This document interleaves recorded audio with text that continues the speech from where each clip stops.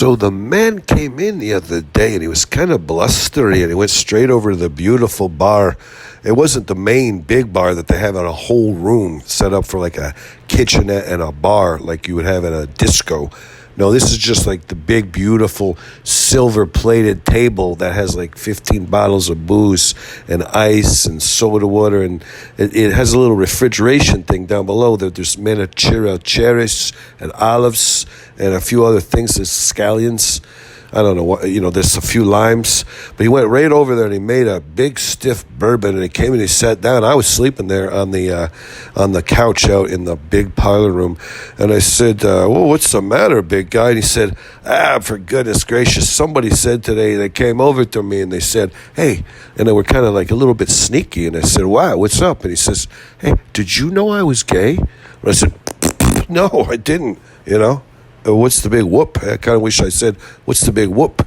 Because he was like sneering almost. He goes, huh? He was shaking his head, and his nose kind of curled up a little bit, and it kind of got creases up up the thing of his nose. He said, did you know I was gay? I said, no, I didn't know you were gay. I said, and I started trying to search my recollections. Did I ever say anything untoward? And he kind of was staring at me, and I said, oh, God, I must have said something. I said, finally, I went, you know what? Maybe I cracked a couple of gay jokes, but, I never said anything hateful.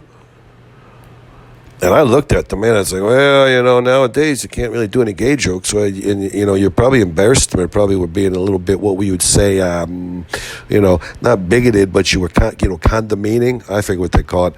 When you look down your nose at somebody or make somebody feel like you're, making them feel bad about themselves. Maybe you did it uninheritedly without knowing. And the man said, I don't know. But the way he sneered at me, I was like, hey, buddy, I never said nothing hateful. And I was like kind of backing away. And he just was sneering. And I was like, gee whiz, Nowadays, what do you got to put up with, When are they going to start protecting my sensibilities? When am I going to become not micromanaged, but micro-infracted, get all the micro hurts. I had a micro hurt because he sneered at me so much because I must have cracked a few gay jokes, but I never tried to be hateful. I didn't know he was gay. I wasn't trying to study him to see, how hetero or homo, his sexual preferences went, but whatever. The man, he sat down and he started drinking that bourbon, and before I knew it, he was back over at the cart. That beautiful cart looks like it should be in an old-fashioned, beautiful nightclub from the 50s. Big, it's all plated with silver, sterling silver plated, and there's not a squeak to the wheels. It's beautiful. You can push it against the wall. You can push it along the carpet. It doesn't, the bottles barely jiggle. It doesn't matter. You could make your drinks and then wheel them over. You're not going to spill a drop. It's how luxurious that liquor, whatever they call that liquor thing, that liquor, I don't want to call it a tray, but a table on wheels.